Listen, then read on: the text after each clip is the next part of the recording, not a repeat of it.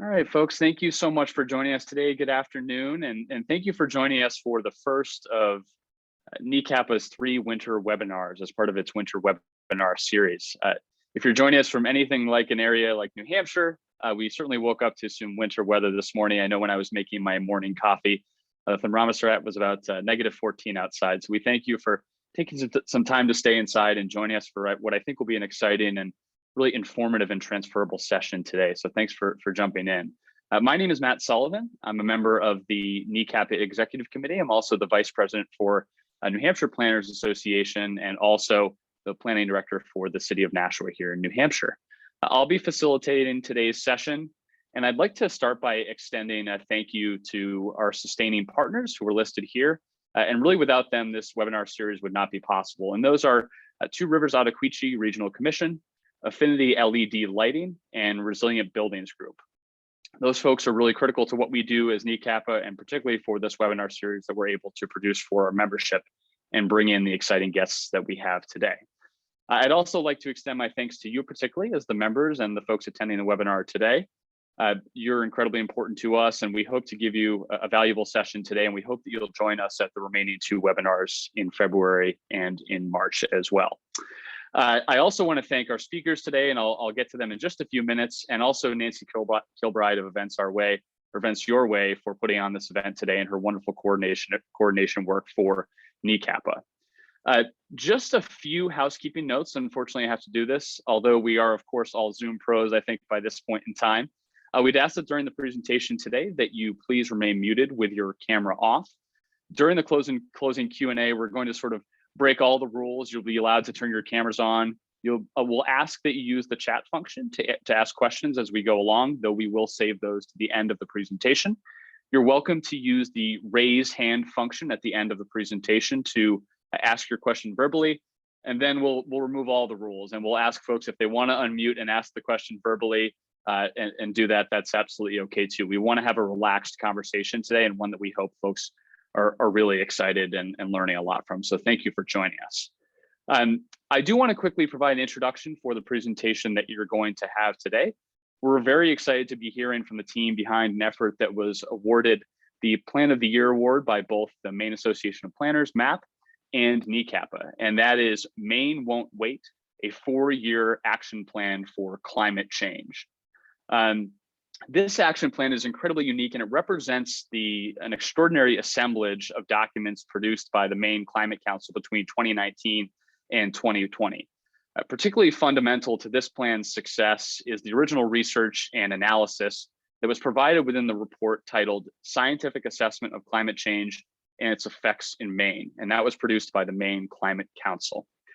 The plan was supported heavily by 6 working groups and hundreds of members within those working groups, and it provided a cost-benefit analysis and an assessment of the equity implication of the plan's recommendations, which was really exciting and unique, and you'll hear a little bit more about today.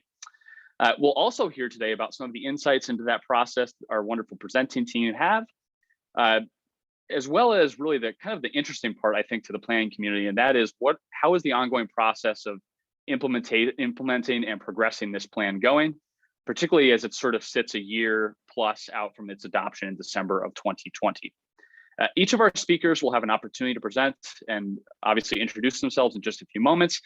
They have substantial bios that are incredibly impressive, but I had to pare them down a bit so I could get them into the time that we have here today. So I want to start by introducing Judy East, who is the Director of the Bureau of Resource Information and Land Use Planning at the Maine Department of Agriculture, Conservation, and Forestry. She has 34 years of experience in land use planning with the Maine Land Use Planning Commission, the Washington County Council of Governments, the Nature Conservancy, and the Vermont Land Trust. She's actually also currently a member of the Maine Climate Council and co-chairs its Community Resilience Planning, Emergency Management, and Public Health Working Group.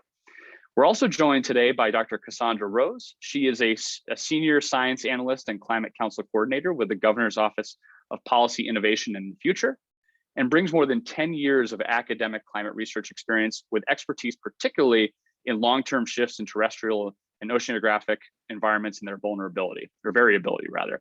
Dr. Rose also supports the State Climate Council, science-based policy analysis efforts, and communications for the Office of Policy Innovation. With those wonderful introductions for two very impressive speakers, I'm going to pass it off to Judy East to kick us off. And again, thank you for joining us today.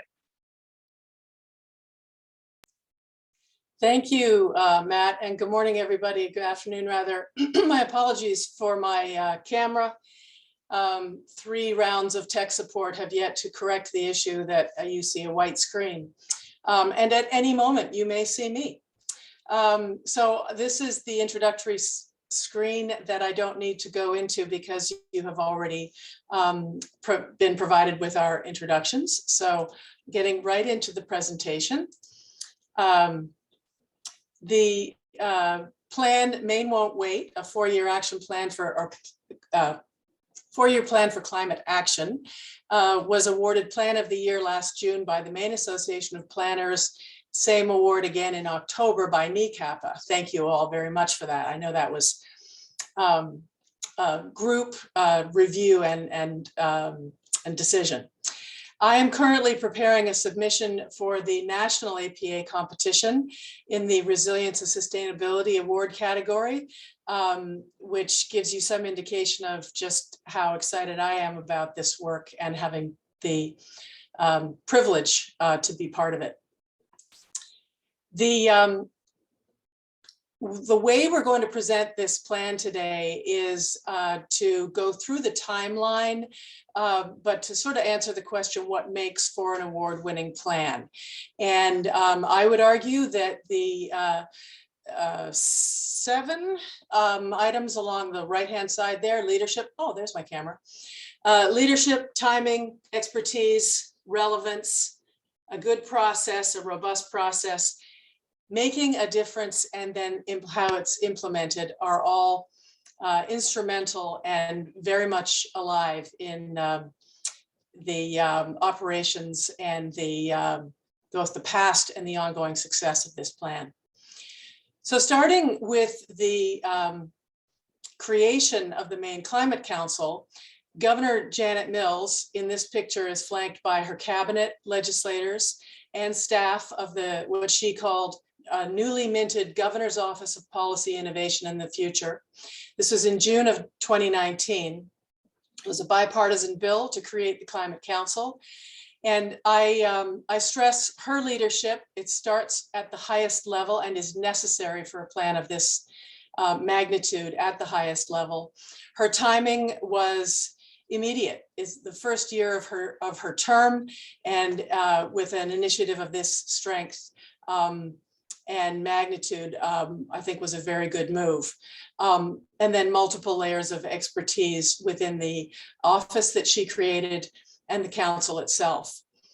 So the goals that the original legislation laid out in state law were very ambitious.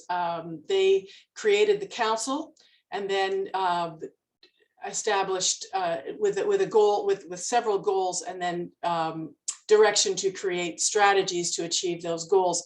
This is a little different from how some other states have tackled mandating climate change or climate action, often done by executive order or state agency rulemaking. So those goals are to reduce Maine's greenhouse gas emissions to 45% below 1990 levels by 2030, 80% below 1990 levels by 2050.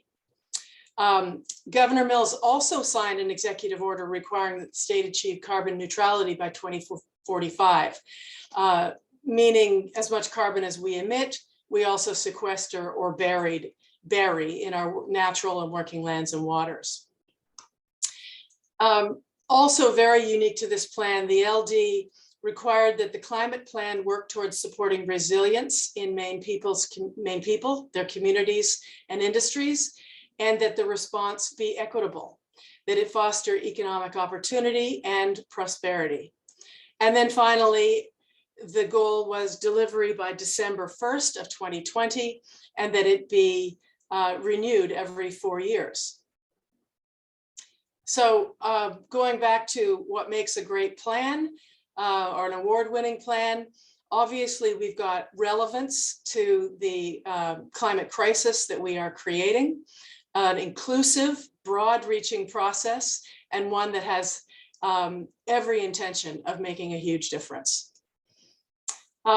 Speaking in terms of leadership, this is a picture of Governor Mills at the 2019 UN Climate Action Summit that was held during the Climate Week in New York.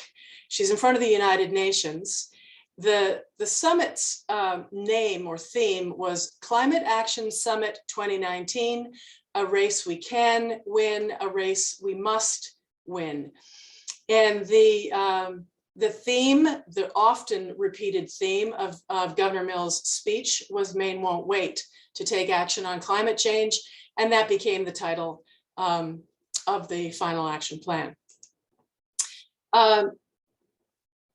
And I guess I would, just to reiterate, we're talking leadership at the highest levels when you're speaking to the UN. The timing here as well was immediately prior to the first meeting of the Climate Council, and same issues relevant to the issues we face, and with every intention of making a huge difference. This was a slide I wanted to describe for you. This was at the beginning of the Mills administration. It's actually probably a year-and-a-half-year-old slide, but take a look at all of the things that Maine has done with her administration. In addition to establishing the Climate Council, signing the renewable portfolio standard, passing laws to implement heat pump installation for low to moderate income households, new electric vehicle programs. Some of these things predated the Climate Council's. The hydrofluorocarbons legislation was passed while we were meeting, rejoined the Climate Alliance, ended a wind moratorium. Absolutely remarkable set of legislative initiatives right out of the gate. So moving to the timeline that we followed. I've just gone through here from June to September with the passing of the LD. The Governor's Office of Policy Innovation and the Future then canvassed and assembled well over 230 people in the working groups. And I'm going to come back to this slide in a minute, but this is just to give you a sense of where we are on the timeline. By September, we had the first meeting. So those working groups, this gives you a sense of the structure. The council itself was 39 members, tremendous assembly of scientists, industry leaders, legislators, all bipartisan. And the 6 working groups, some of whom were led by members of the Climate Councils, and then others, co-chairs of the working groups, weren't on the council, but were in leadership positions around the state. They were all volunteers and brought together to recommend the strategies for achieving the goals. And then the scientific and technical subcommittee was established to provide a foundation for the work that we were doing.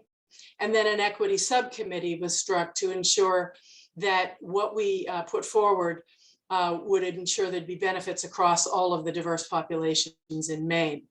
So again, tremendous effort of finding leadership, everyone who is in leadership positions on this issue across the state, the expertise that's out there, absolutely relevant, and a very robust process to make a difference. So the first meeting, the first meeting was September. The second meeting was in January of 2020. It was a very large public meeting. At that meeting, we heard a presentation of the draft report of the Scientific and Technical Committee. And I mention that because the working groups had started meeting, and you know what that process is like. It was scoping. Okay, what are we going to do? What is our charge? We had met maybe 2 or 3 times. And then with the launch in January, we were provided with that technical foundation from the Scientific and Technical Committee to inform our work. And then during this meeting, the working groups had breakout sessions with very deliberate interchange among the groups and with the public, so that we could describe the scoping work we had done and ensure that, you know, the building's infrastructure and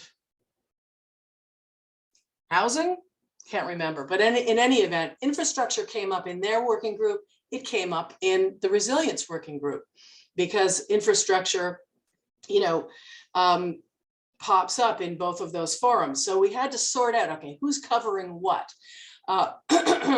So the public was sort of part of our deliberation there, but also informing it.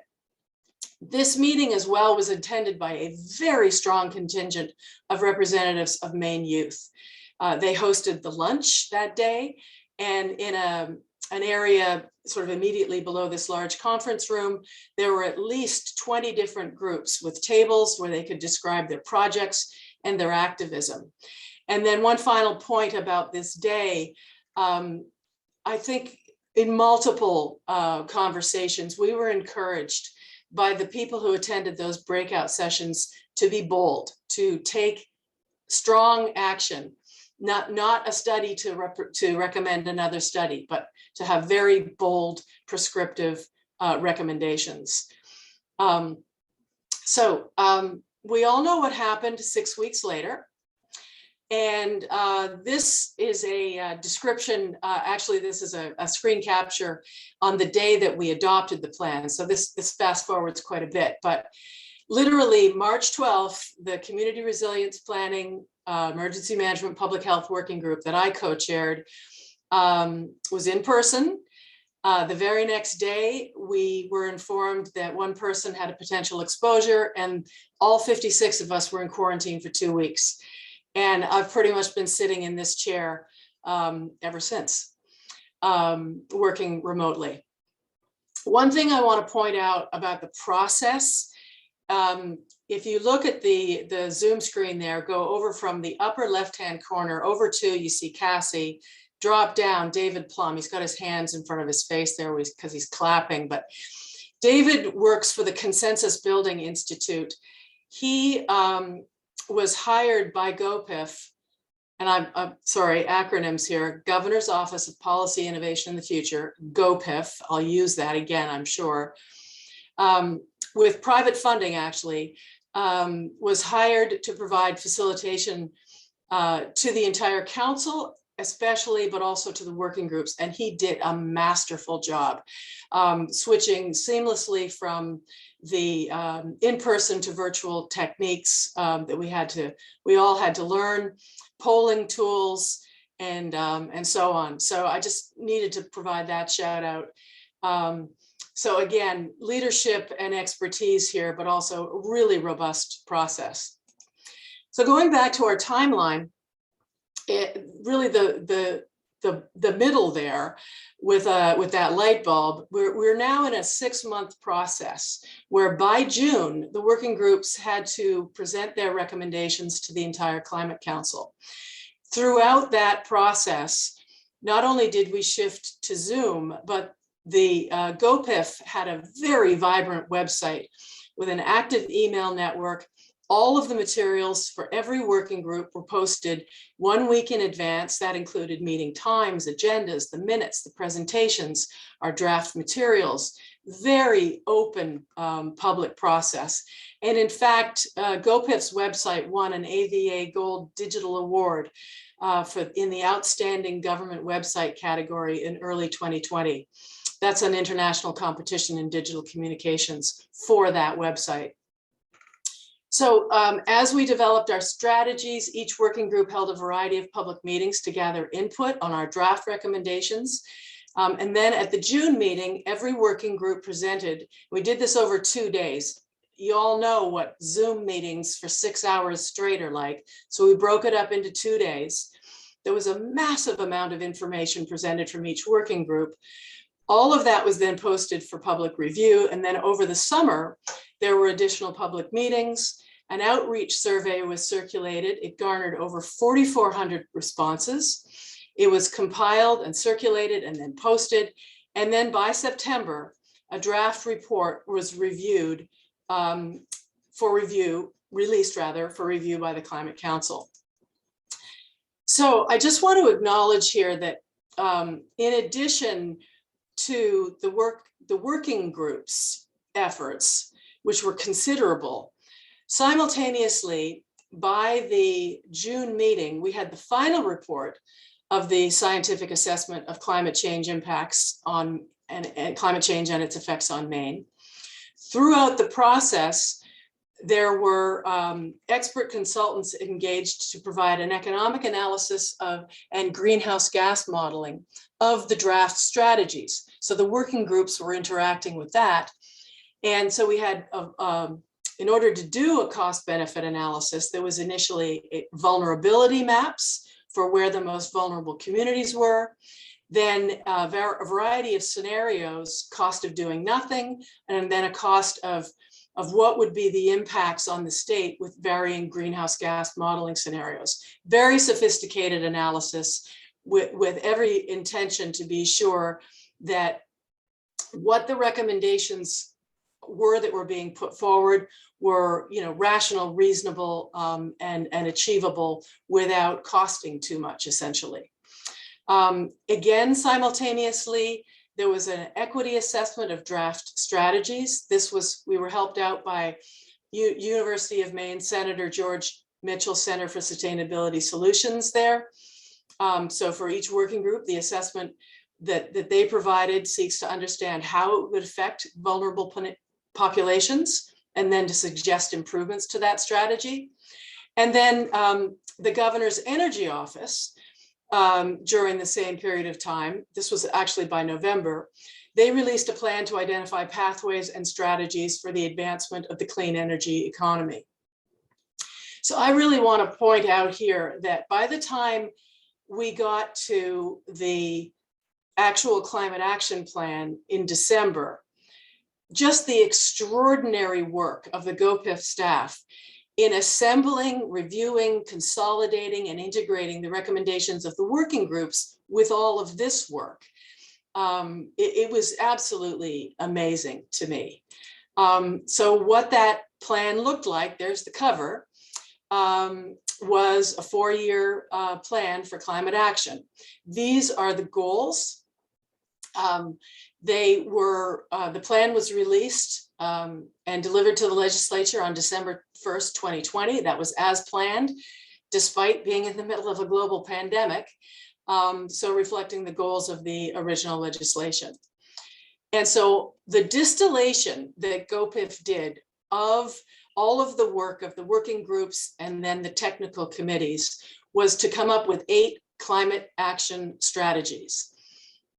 They, in some ways, reflect who the working groups were, transportation, buildings, energy, the working lands and resilience group, but there was also coastal and marine. So in some ways, these reflect the working groups, but that's the brilliance of the strategies, is that they came up with strategies that, pulled the best from each.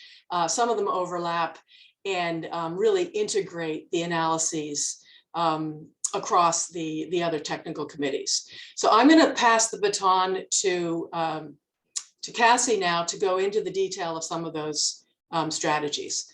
So just let me know when you want me to advance, Cassie. Will do. Thank you, Judy, and thank you all for having us here today.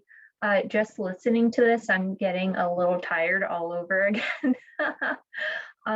It was a really amazing process to be a part of and continues to be to this day in the implementation of this plan. So I'm happy to walk you quickly through what our 8 strategies are in our plan. And as Judy pointed out, we have a mixture of strategies that both aim to reduce greenhouse gas emissions and Maine's contribution to them, as well as help prepare our state to become more resilient to the impacts of climate change. So in the first 3 strategies all center primarily around reducing our sources of emissions to the atmosphere. And so the first strategy is embracing the future of transportation in Maine. Maine's primary source of emissions comes from our transportation sector. Over 50%, 54% come from light, medium, and heavy duty vehicles, as well as air and marine traffic.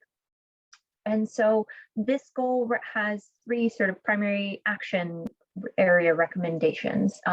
Accelerating our transition to electric vehicles with some specific targets in mind, informed by greenhouse gas emissions modeling.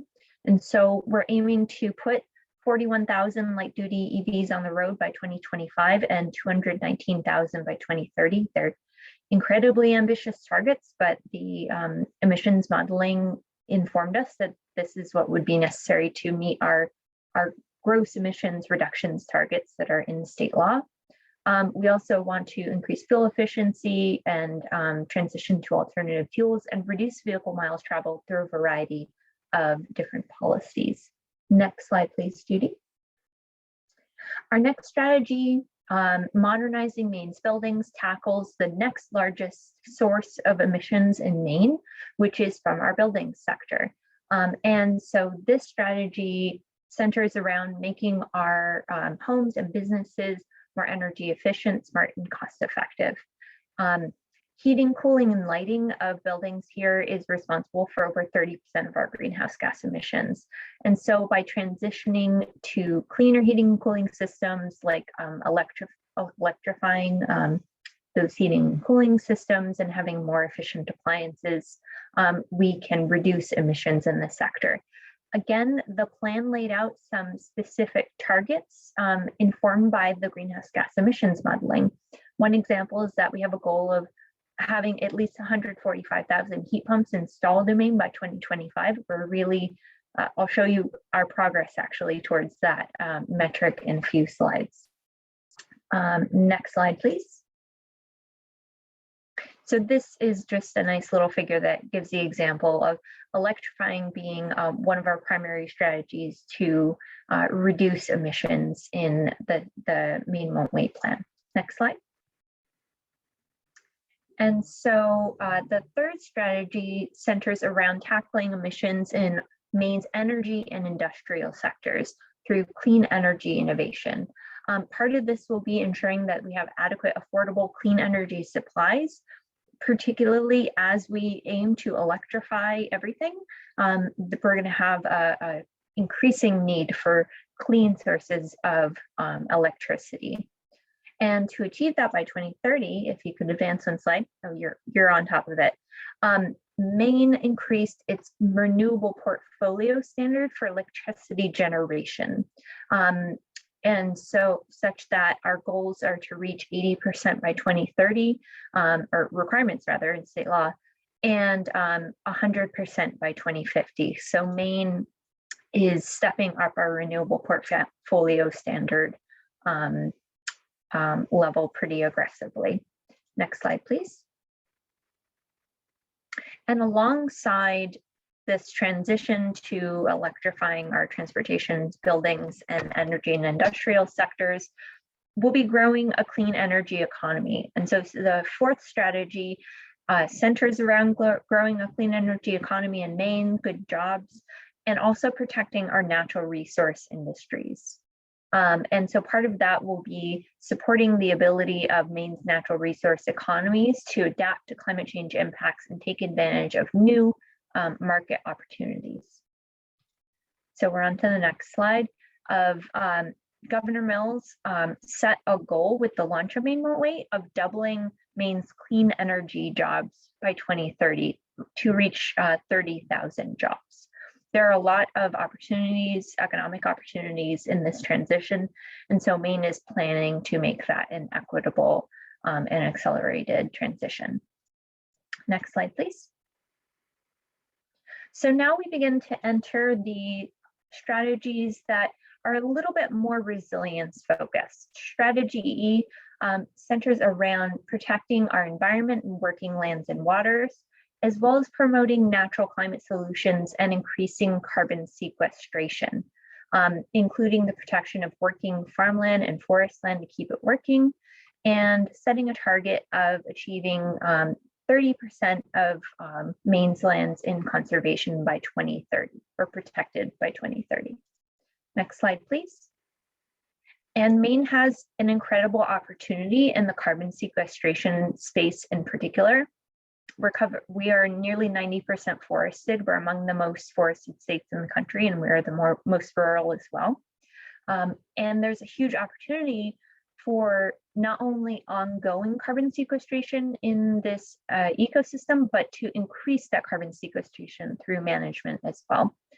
In addition to forest carbon, we also have really abundant opportunities for sequestration in ocean environments called blue carbon as well, having a very long coastline here in Maine.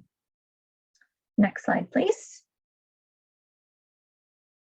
Strategy F is one that Judy and I are very familiar with from the Resilience Working Group. It's building healthy and resilient communities. And this strategy centers mostly around providing state support for communities to be proactive about understanding, planning, and acting to reduce their risks from climate change. That we're going to be talking about some of the implementation of this in a few slides, but this really recommends empowering local and regional community resilience efforts, adopting official sea level rise projections from the scientific assessment that was mentioned before, using land use planning tools to emphasize resilience, and working on public health as well. Next slide, please. Strategy G also came out of that resilience supergroup, working group that we refer to. It recommends investing in climate-ready infrastructure. And this recommendation primarily focuses on establishing state funding sources to match federal dollars. Next slide, please. And so by preparing our infrastructure in particular, we are preparing for impacts that we're already starting to see in Maine. This picture has a great example of the kind of destructive impacts from intensifying precipitation that is occurring in Maine and actually throughout the US Northeast, that in a high rainfall, very large rainfall event that happened down east in June of 2021. So by working on regulatory schemes and design guidance to rebuild in ways that can withstand projected increases in the frequency and intensity of storm events, Maine Won't Wait hopes to increase our resilience to the increasing frequency of these events as we continue to warm in the future. So next slide, the last strategy, thank you for sticking with us, is engaging with Maine's people and communities about climate impacts and program opportunities. So effective communication about Maine's climate strategies will be critical to the success of the Maine Climate Action Plan. This includes highlighting leadership in climate innovations to help people better understand the challenges and the opportunities, but it also means helping Maine students to understand the science of our changing climate and be prepared with the necessary skills to meet future workforce opportunities. So that's our 8 strategies. Next slide, please. And that was what was recommended in the plan. But we're a little bit more of a year into the implementation of the plan. And we're really excited to share a few of the actually dozens of examples of how this plan is being put into action today. So in the last year, in 2021, additional task forces, collaborations, and analyses were produced as recommended in Maine Won't Wait. So this includes a lead by example report, which was issued in response to an executive order directing Maine state agencies to lead by example in all of the areas that are recommended in the Maine Won't Wait plan. A forest carbon task force also examined forest and soil carbon sequestration opportunities, and they issued a final report this fall. We also have a lot of exciting advances in funding and legislative advances in the last year. We had an update in the fall, but we actually provided a comprehensive update in this one-year progress report. And I'll drop the link to that in the chat in a few minutes. The last example or a couple examples on this slide are around a clean transportation roadmap that was released late last month, which had recommendations to enhance the EV market in Maine, expand charging infrastructure, and so on. And then also we had the launch of an industrial innovation task force in September of 21, which is a forum for industry members to learn about opportunities for increasing efficiency and new technologies and processes for reducing emissions in their sector. Okay, so next slide, please. So as I mentioned briefly before, we had our 1-year anniversary on December 1st of last year. And on that anniversary, we compiled a comprehensive report on the actions taken since Maine Won't Wait was adopted the previous year. On the cover shows the first electric school bus in Maine. It's on Mount Desert Island at MDI High School. And we're really excited that there is so much that has been possible in the last year. And now we're going to move to providing some detail on more implementation actions and some of the metrics that we talked about in as we walked through the strategies before. So as part of that 1-year update, we compiled the first tracking dashboard for Maine Won't Wait. And I know it can be a little hard to read this. It's listed in that 1-year progress report that I mentioned. But this tracking dashboard measures progress towards the policy goal, achieving the policy goals of Maine Won't Wait in an accessible and engaging way. And we're working towards taking this from being a static version to an online version on our website. And so we have a number of metrics here, such as our progress towards putting electric and hybrid vehicles on the road, the number of public EV charging stations, spending on public transit, our progress towards heat pumps, which is one of our more exciting areas, and much more. Next slide, please.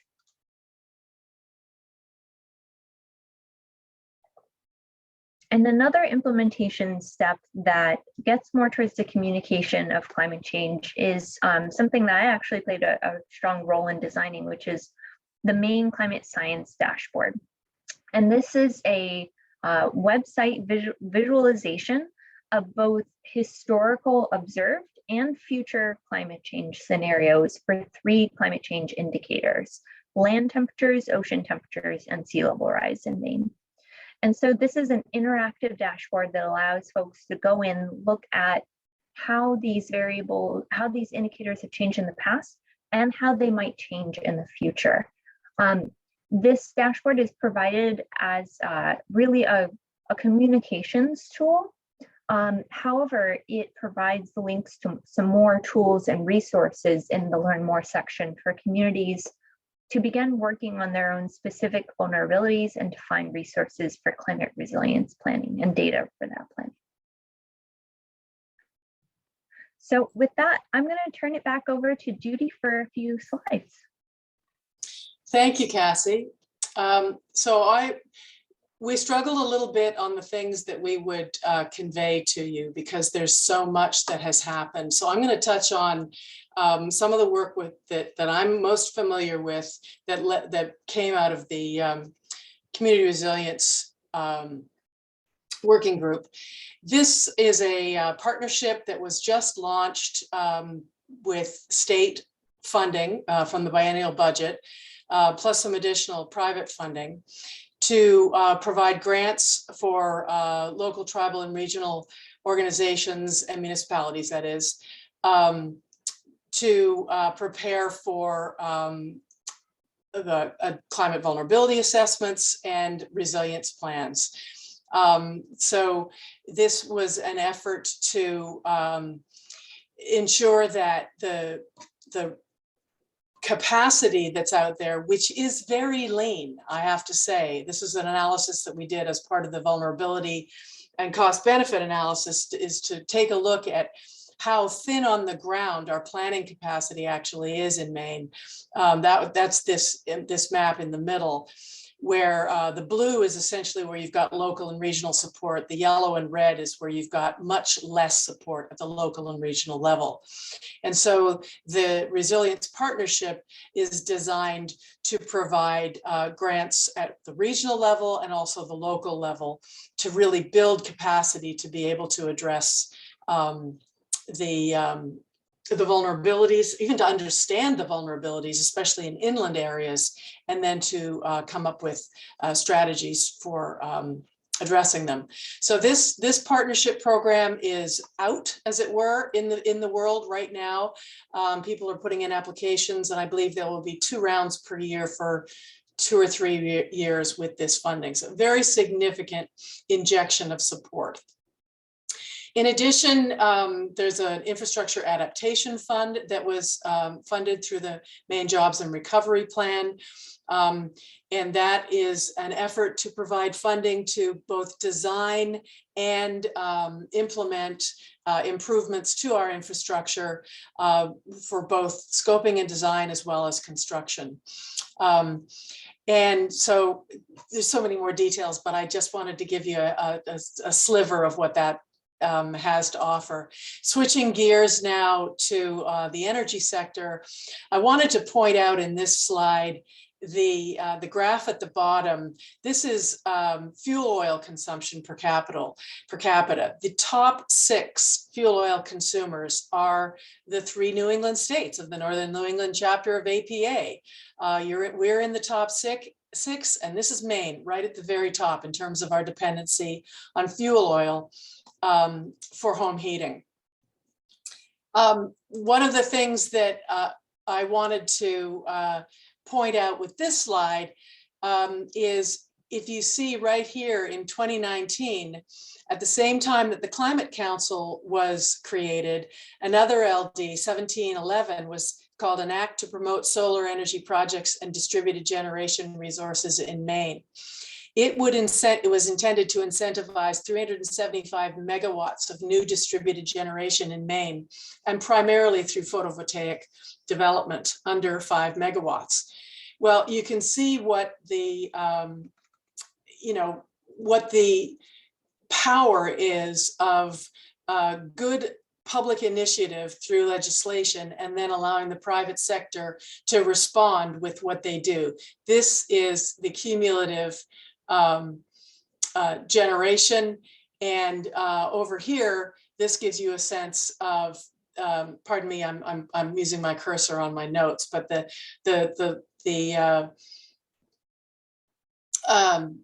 targets down in the bottom show you that you've got planned 450 already in the works. So there's a really tremendous amount of activity in the solar generation sector as a result of well, improvements in the technology there, but also incentives within passage of state legislation. I'm going to pass the baton back to Cassie for a couple of other examples of implementation, particularly around public outreach. Thanks, Judy. So switching gears a little bit, I mentioned earlier that one of the Maine Won't Wait strategies was to really communicate about climate change to Maine people and make them aware of opportunities. And so in support of that, we have my office, GoPIF, has recently launched a new website, mainewon'twait.org, to help Mainers learn about climate change and how they can take action in support of the state climate plan, as well as a number of different things.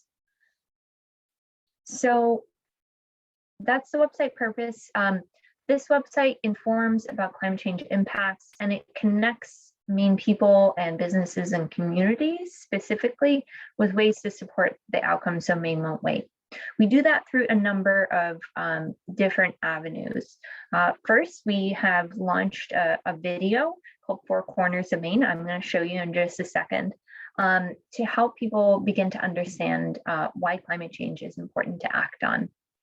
The website provides a list of actions that people and communities and businesses and organizations can take in support of the strategies in Maine Won't Wait, as well as elevates stories of climate leaders in our communities. We're planning a lot of public outreach about climate opportunities and programs with partners in the coming months, utilizing this website, as well as additional videos. And we're exploring the potential to hold a state climate summit or conference this spring. Next slide, please. And so I'd like to present Maine the effects of climate change. You will. It's changing the entire planet, Earth. We live in a tiny place called Maine. The natural resources that we have are what make Maine, Maine. We live off it. We're fishermen, we're farmers, we're foresters. Who doesn't want to have a job where you can see this every day? A lot of people see climate change as like, oh, this is, a problem for the next generation. It is not a problem of tomorrow, it is a problem of today. It has the impact of changing life as we know it. When I was a kid, this might have happened once every 10 years. Now you can pretty much count on it happening every year. We're seeing water on sections of roads that we hadn't seen before. Drought, erratic frost dates, more extreme storms. The ski season's changing, ice fishing season's changing. All those things are changing right now. The thing about climate change is that it is directly threatening the things that we love about Maine. When I was a little kid and I would go out lobstering with my dad, we were just nailing lobsters hard. I have traps I can show you that have stuff growing on them that I've never seen before. The Gulf of Maine is warming faster than 99% of the world's oceans. Climate change isn't just something that happens on the coast. This is not just about sea level rise. This is about, in our case, not enough water. Actually, 2 moose out here. Moose can have between 30 to 90,000 ticks on them.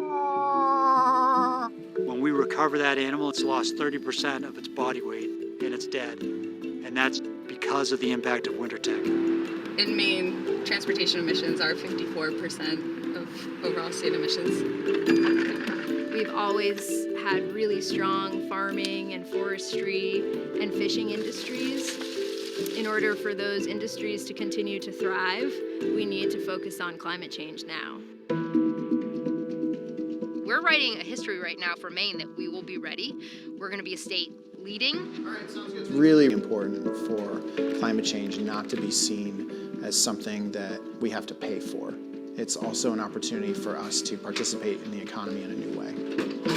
There's 1.3 million people in the state of Maine. There's only 6% of us that benefit from heat pumps.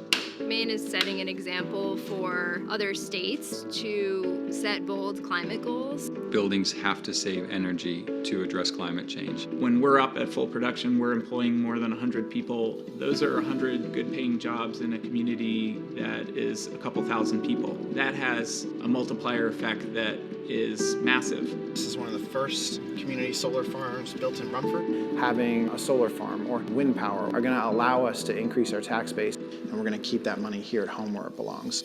Framing the climate crisis as a social issue rather than a scientific issue, especially for younger folks, is critical.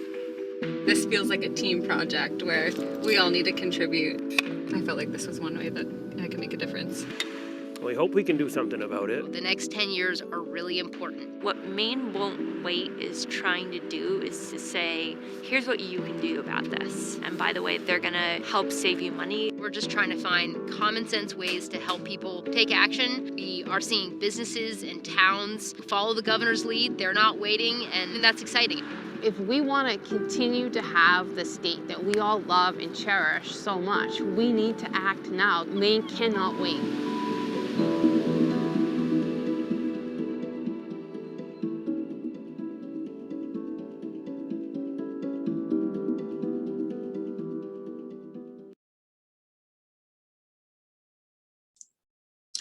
Sorry to cut you off there, Cassie. I clicked the video too quickly.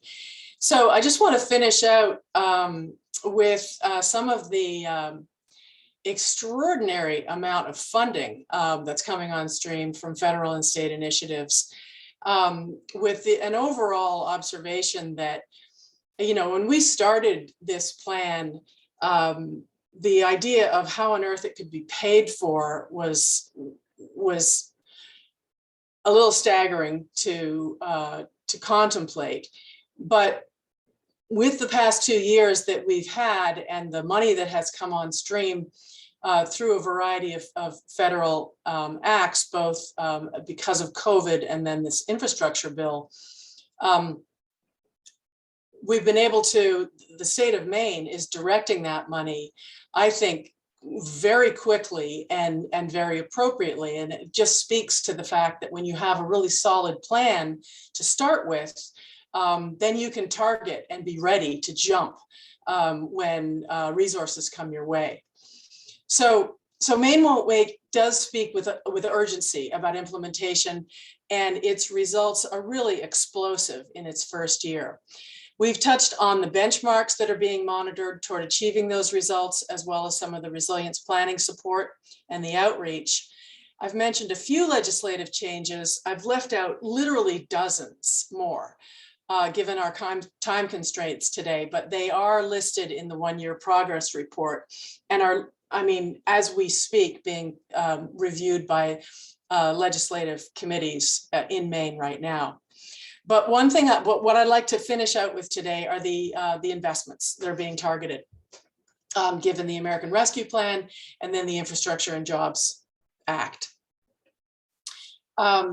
So in this one, for clean transportation, I mean, I don't need to read this all to you, but you can see that using the federal money and how the rescue plan was targeted by the Maine budget, we're expanding EV charging, investing in not only just clean transportation, but also in connectivity and broadband expansion and workforce development. In the buildings and efficiency field, federal funding is being targeted for weatherization, energy efficiency, codes improvement, and then also matching funds are targeting municipal and business efficiency programs, affordable housing, forest products innovation and climate-friendly building materials, residential weatherization for low-income families. So there's an equity and distributive component to the way these funds are being targeted as well. Again, in the energy sector, federal funds are being targeted to clean energy partnerships, workforce development, climate ready, hang on, EV investments. I think I've got my notes mixed up here, but I mean, the overall point is you can see, I don't need to read this all to you, the amount of money that has come in and where it's being targeted in direct response to the policy direction that was provided by Maine Won't Wait. Again, the power sector transformation and grid modernization, absolutely critical in terms of where the Maine state budget is being targeted. And then finally, just to one last slide about climate resilience. We've talked a little bit about this in terms of where the Maine state budget is supporting resilience planning work. But federal funding is also going toward, bridge reconstruction, water infrastructure, utility cybersecurity and energy infrastructure, as well as, adaptation and resilience efforts. So, good Lord, the list just goes on and on. Culvert upgrades, eelgrass mapping, appliance standards. I mean, it really runs the gamut. So again, using the policies that were developed, taking advantage, that's that timing issue again, being ready to put your money where your policy mouth is, be absolutely relevant and make a difference. So just to finish out, there's a link for you to the Climate Council. I've also provided, Cassie's provided a couple of links in the chat where you can download some of the reports that we've been referring to. So I've left this with questions. I think I should probably stop screen sharing. You figure, Matt? We can just go to a Q&A? I think that's a great idea. Yeah. Okay. good. Let's see, stop share. And thank you to everyone who's putting questions in the chat. I think we'll go in order of what I see in there, and thank you for wording them in a way that allows me to simply read them. I appreciate that as well. The first question comes from Jane, and she had a question about, you mentioned that the work groups and council were supported by volunteers, and it's kind of a specific one in asking, was there a consideration of a just compensation to get beyond industry leaders and to get a more diverse participation in the plan? In Vermont, we're considering a per diem of $50 for counselors and subcommittee members, but we want to do more. So was there some consideration of that in the planning effort? I can certainly take that question. Right. So actually that is addressed by, we have enabling legislation that created the Maine Climate Council, as Judy summarized at the beginning. And that specifically laid out compensation, which is really travel compensation for Maine Climate Council members. We relied on this being a public-private partnership for the working groups. And so there was not compensation for time, and that was specifically not included by our legislature. That being said, I believe that so I'll drop a link to the chat to the membership. It's really quite diverse. We were very lucky that members of the public were willing to take time to participate. And we have our equity subcommittee that's in the process of making recommendations in a couple of weeks to the Maine Climate Council on more equitable implementation of strategies. Part of that is process, and some of there was discussion in there about compensating for time to help allow more diverse participation in planning processes. So I believe that there will be some recommendations coming out of that, but we don't yet have any compensation specifically for time. Okay, great. Yeah, no, that's good. And I think that would be a consideration for the future. And another question sort of about process and back to the working groups. This came from Anne, and it's, what type of process did the working groups actually use to come up with the actions and recommendations? How did they get there? I could probably go for that one, Cassie. We had monthly meetings, and the timeline there was essentially from October all the way through May, October 19 to May 2020. We had the core working group was in the room together. We had some facilitation assistance from the co-chairs who had some, their own expertise in facilitation. And sometimes we had assistance from the Consensus Building Institute. Different committees chose to call on their services, sometimes when things were especially controversial, just to help with the airtime. We did allow for the public was always allowed to come to the meetings. We did try to honor the fact that the committee was working among themselves and needed to interact and talk and come to consensus. And if members of the public who were sort of, kind of around the room or also there wanted to contribute or ask a question, we provided time for that in the meetings.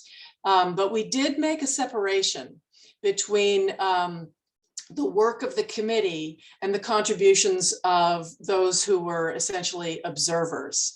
And so that was deliberate because, it can get controversial and it can also be disruptive if someone who's not on the committee is directing the conversation. Where we thought there was value in a contribution, it was, and in our group, it was always very useful. It was, I can remember instances where it was Director of Science from the Nature Conservancy, some of the other state employees in other agencies when we were just discussing specific statutory and rule changes that would be necessary. We needed their expertise, so we invited them in.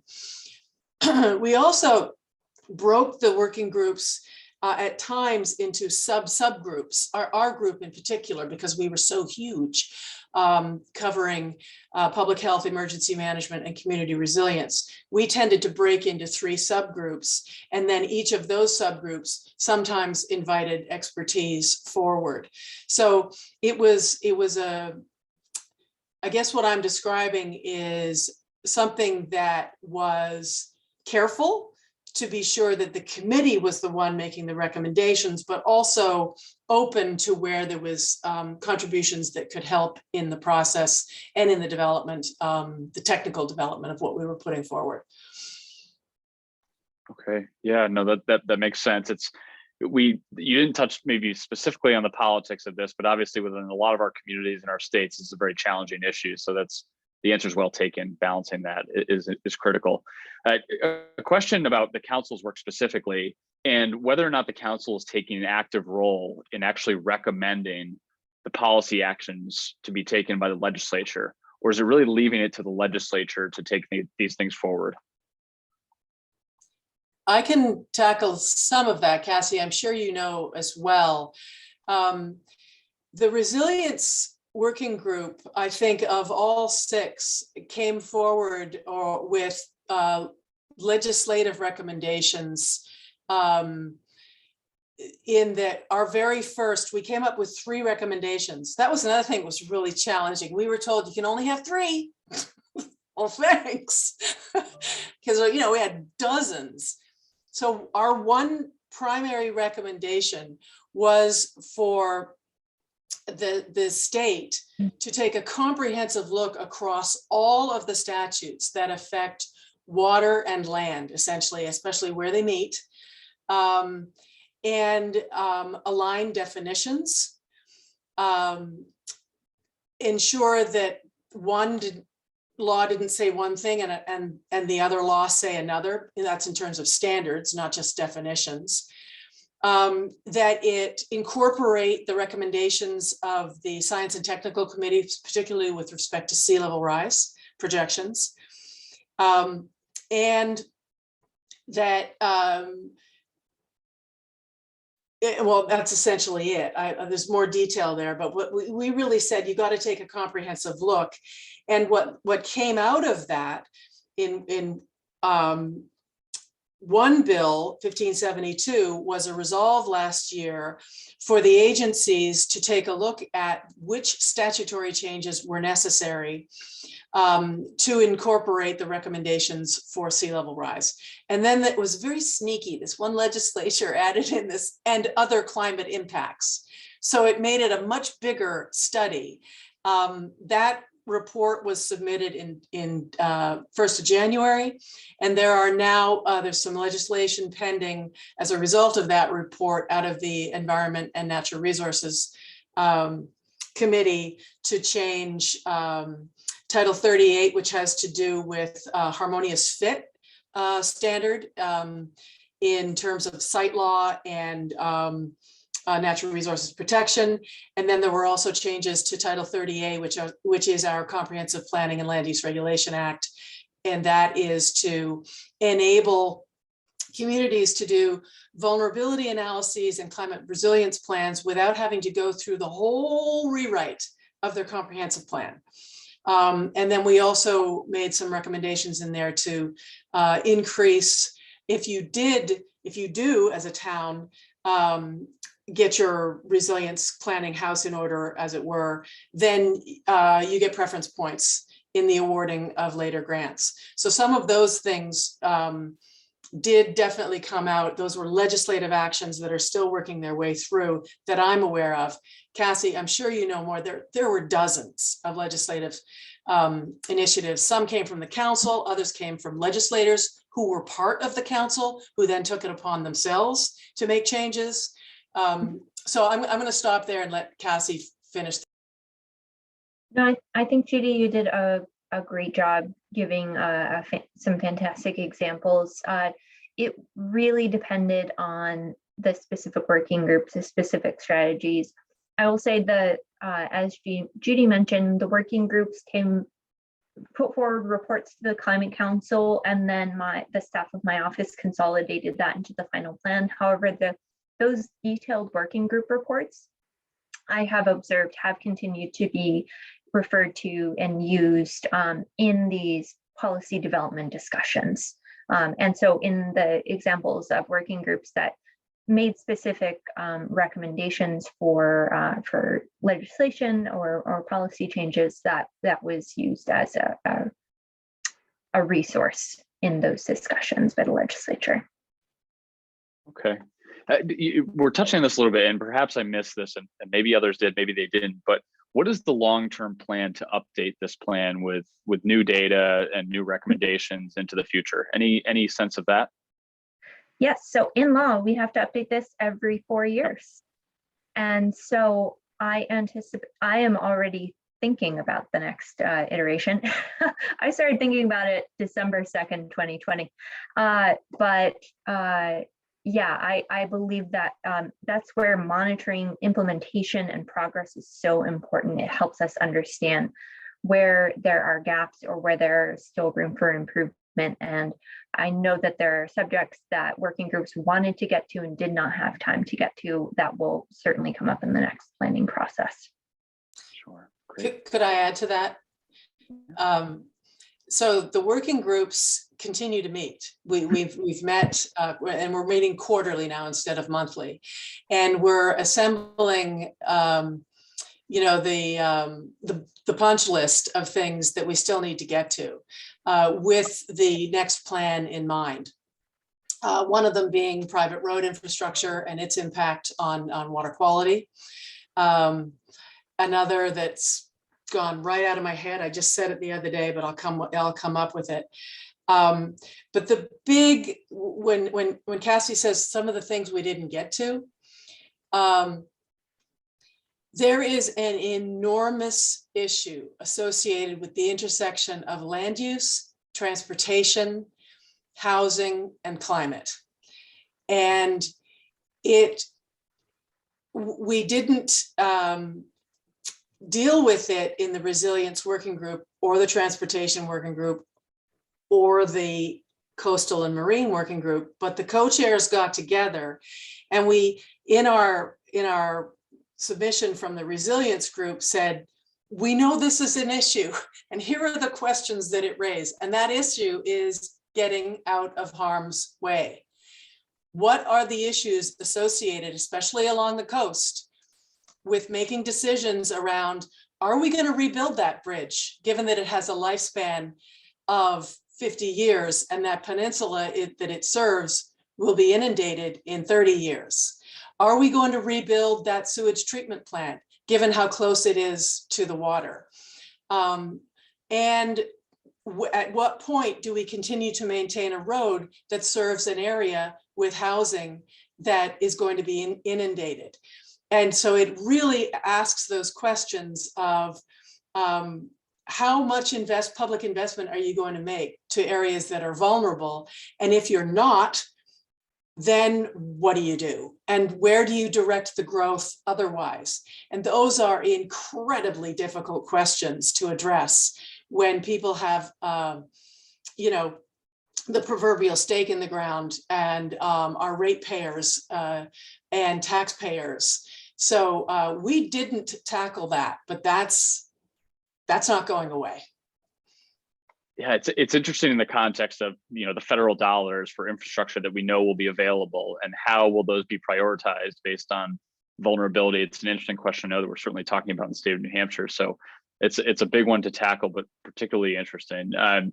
It brings me to another question. You had the adaptation project fund or adaptation fund within the presentation. I'm curious if you have any sense of what applications might look like to that fund, or if you have an idea of what projects plan to submit to it. I'm sure there's some intersection there with just the vulnerable areas that you're talking about, Judy. Okay, so a couple of thoughts. One is that fund is going to be administered through the Department of Transportation. And I think one of the reasons that it is that the emergency management subcommittee of our big group,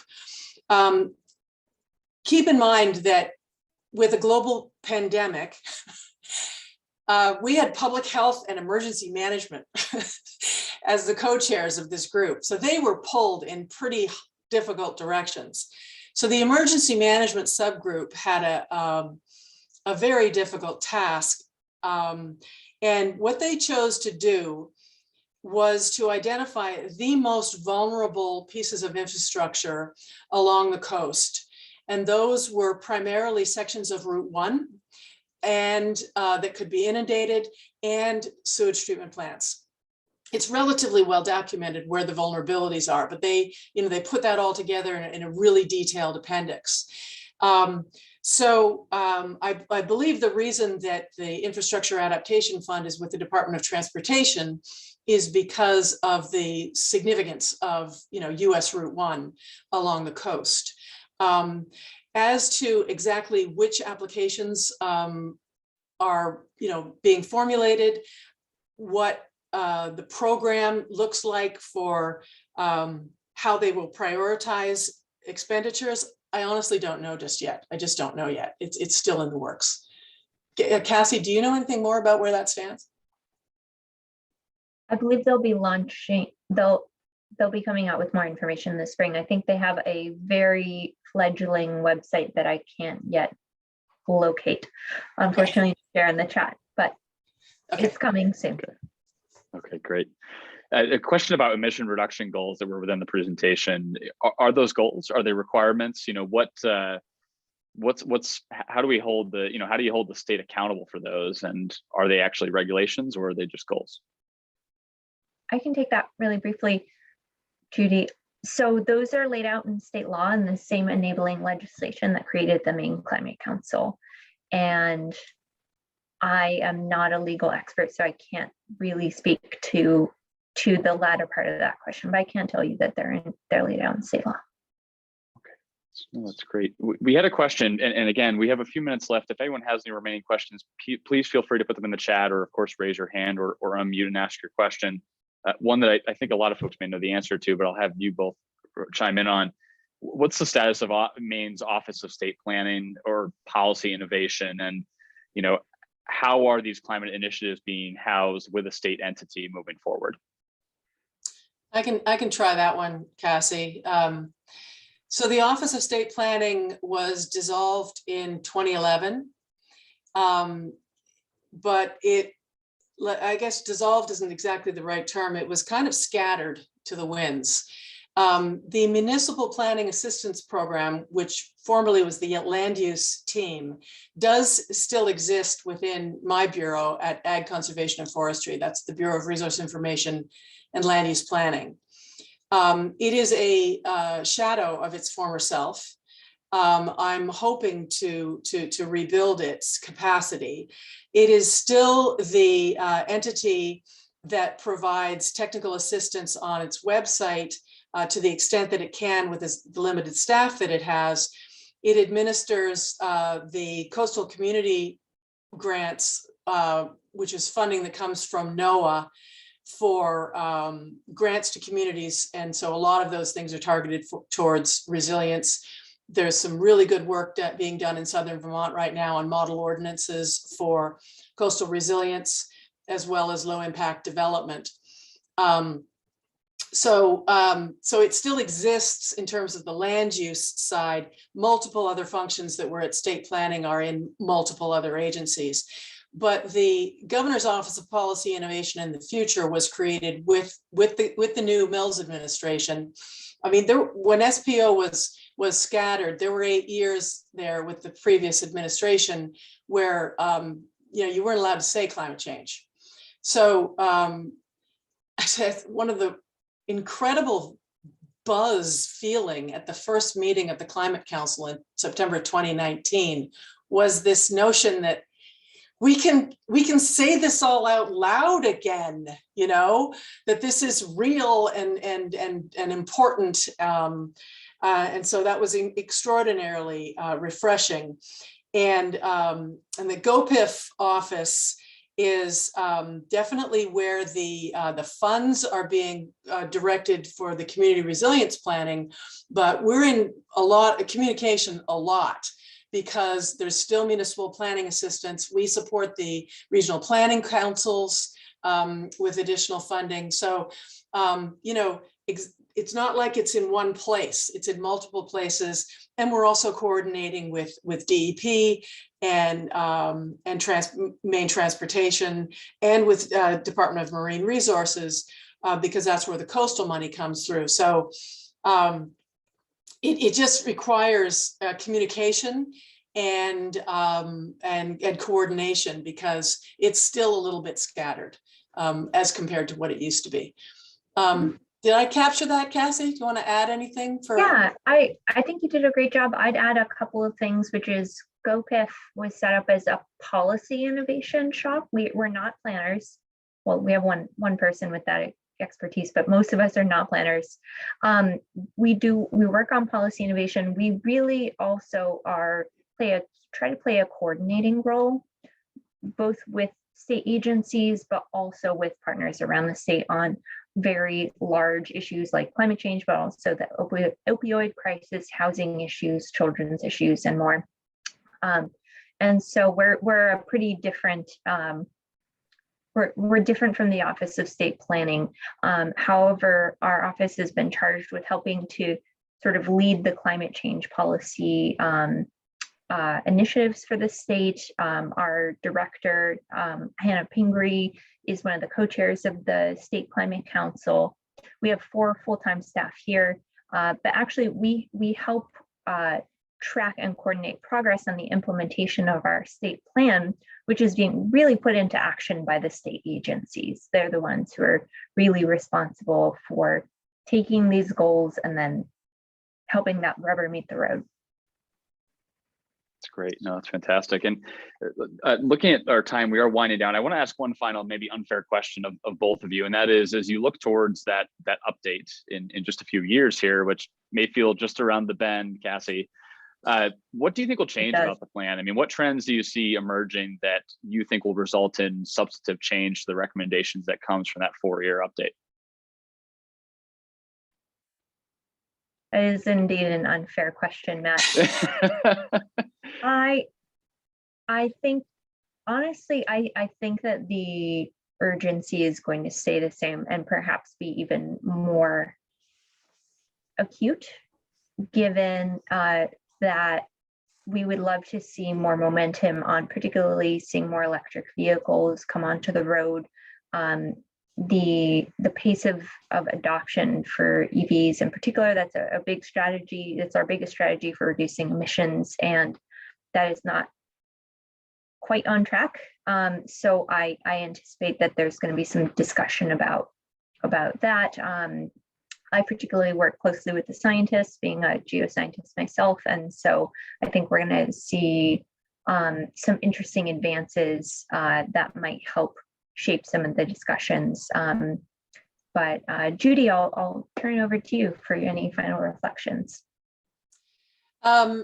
I guess one of the things that will precede the update of the plan that is calling on Cassie's expertise right now is an update to the Science and Technical Committee report or analyses and research. And that will recall that they were charged with coming up with a draft that informed the work of the working groups. And then as the working groups finished, they also finished their report. And so now the effort is to try and update that report a little sooner, just so that it helps with the plan's update. And I'll just maybe leave you with one of the issues that wasn't addressed. And we were all asked, by the way, what do you want us to work on in the update of the scientific and technical report? And one of them has to do, which I know folks in New Hampshire on the coast will be aware of, because it's similar, you know, I think the word is stratigraphy, but in any event, it's what is the impact on septic systems that are being inundated by rising sea level and the changes in the whole hydrostatic regime. I mean, are they being raised up right out of the ground? There's an issue of saltwater intrusion for drinking water, but I mean, these septic systems are in the ground, and how many are at risk of failure, and if they're failing, what does that failure look like? And then what are the policy choices we need to make around that? So that is a really difficult technical question that needs more research as sea levels are rising. So I know that's one item that wasn't addressed, that will have scientific, technical issues, and then of course, policy issues. And it goes back to that getting out of harm's way question that wasn't addressed. So I can see the issues just getting harder and more complex and more controversial. How's that? Well, you both did a great job with an unfair question. So no, that's fantastic. And I think, it is unfair, but it sounds like you already have a sense of what those emerging issues might be. And I'm sure even in the first iteration of the plan, there are things you want to see included that perhaps were not represented fully, and you'll work more on doing that in the next version. So good. I wish you luck with that. I don't see any other questions in the chat. If anyone has anything else, please feel free to either type it in there and we'll try and get it answered after the session, or feel free to contact us outside of this as well. I just want to quickly thank everyone for joining us today. I do want to just throw up a quick thank you to obviously our presenters for their time this afternoon, both to Judy and to Dr. Rose. This presentation will be available on the NECAPA website, and you can see it there, nne.planning.org. After the session today, we'll make it available to all the folks that attended. I also want to just take an opportunity to again thank our sustaining sponsors, Resilient Buildings Group, Affinity LED Lighting, and Two Rivers Ottaquechee Regional Commission for their support of this event today. I also want to mention that this is part one of a three-part webinar series. We do have a webinar coming up on Wednesday, February 23rd from 12 to 1:30. Notice the change in time. And that's on building a thriving mobility management network with Fred Roberge and Steve Workman. And then also we have on Thursday, March 31st from 12:30 to 2 p.m. Again, a change in time. We're keeping you on your toes. We'll have Ending Zoning's Racist Legacy with Jennifer Raitt. We're looking forward to both of these sessions. And if you haven't registered, please do. And if you have already, we look forward to seeing you there. On behalf of NECAPA, I again want to thank all of you for joining us today. I want to thank our presenters. I want to thank Nancy from Events Your Way. We look forward to seeing you at one of the upcoming webinars. And if not, we look forward to seeing you in your community sometime soon. Thanks so much. And I wish all of you a great day and a happy weekend. Thank you.